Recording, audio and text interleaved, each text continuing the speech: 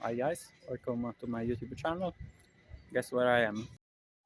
Today we are going to be testing the new Saucony Ride 15. In the past years I purchased the Ride 8, 9, 10, ISO 2 and Ride 13. I've also compared the Ride 13 to the Nike Zoom X Vaporfly X%. The weight of these shoes should be 252 grams, therefore are something like 40 grams lighter than the Ride 13. And the only difference that there is, despite they look pretty different in terms of outsole, which now has a stack of 35 millimeters versus 32 millimeters of the Ride 13. The foam is exactly the same. Actually, for this price I was expecting to have the P-Bucks foam, the same used in the, for example, in the Endorphin Pro and in the Vaporfly as well. And actually the retail price of these shoes should be 130 pounds, but I found a very good discount on sports shoes, and they were on sale at 90 pounds. So therefore I decided to purchase them. Also because I want to compare, considering now the price of the, amongst the bracket, the normal shoes versus the carbon plated shoes is becoming more and more the same. How much difference there is between a brand new pair of Ride versus a pair of Endorphin Pro 2. So the reason of my test is, are they worth the price, or it would be better instead to buy a pair of carbon plated shoes, previous version, discounted by 40%. As I said before, now the Ride 15 are on sale at under 30 pounds, while it's very easy to find on the Saucony website prices around under 29 pounds for carbon plated shoes that are very durable. I'm currently testing the Endorphin Pro 2, having done already 200 Ks, and are perfect.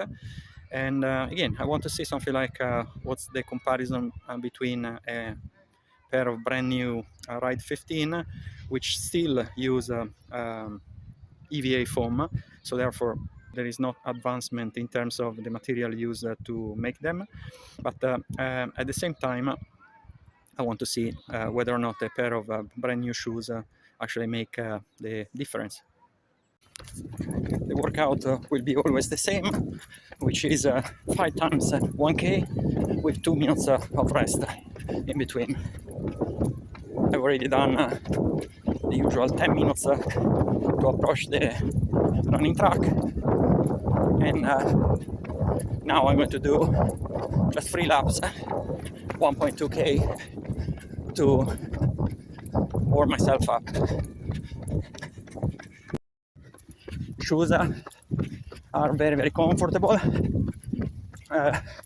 like the previous models that I purchased, but I can already feel that there is no proportion in them. Very comfortable, stable. They increase the width of them. I mean, I'm talking about the outsole, but the weight is down by 40 grams. Unexpectedly, the warm-up was very quick, 420. Let's see how the set will go. Again, 5 times 1K with 2 minutes of rest in between. First repetition, 353, not bad. Close to some of the reps I previously done using both the Vaporfly and the Endorphin Pro 2. The interesting thing about these shoes is they basically use EVA foam for the outsole with a kind of TPO insole, which is inside, And generally speaking, the energy return of EVA foam is around 65%, and if I'm not mistaken, the energy return of the TPU is 75% instead.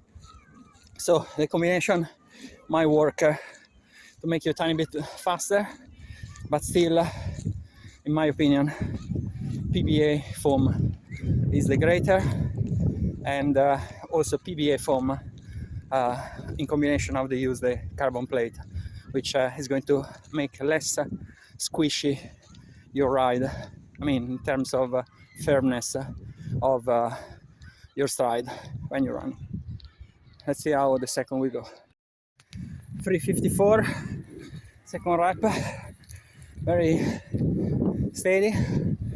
I'm obviously pushing a bit. Let me check my heart rate in 10 seconds. 1, 2, 4, 5, 30, 40, 70, 80, 9, 21, 22, 22 times 6, and the 32 bit for minutes. I'm not pushing even too much. I'm pretty much where I was testing the Vaporfly, the Endorphin Pro 2 and the Endorphin Pro Plus. So therefore, I'm not even pushing too much. 354, please, that I'm below 4 on a pair of normal shoes, as I said, something like no carbon plated, no PBX foam, just increase the stack. The heel, as I said before, is 35 millimeter, while in the Endorphin, while in the Ride 13 is 32, and actually is 32 as well in the Endorphin Pro 2. Let's see how it goes the third one. In 353, very steady, pretty pleased. If I'm going to finish the set cruising at the same speed, I'll be more than happy. 356, now I start to be a tiny bit tired. Good news, it's just one rep to go. The shoes are very, very comfortable, and they don't feel responsive at all, but they go, they go pretty fast. So, and this week I already covered swimming, cycling and running 214k, not including this run. So therefore, supposedly I should be a tiny bit tired. So therefore, shoes perform very well. 353, not bad. I should be not that far, let's say, from the time recorded by using the Endorphin Pro 2 and the Vaporfly. Remembering that between the two shoes, Vaporfly next percent and Saucony Endorphin Pro 2, there was just 1 second of difference on a 5k, same workout I done today. I'm very pleased with these shoes. Actually, I wasn't expecting that to have these performances, considering that they are very, very basic and still using the EVA foam. But probably the fact that they're brand new helps.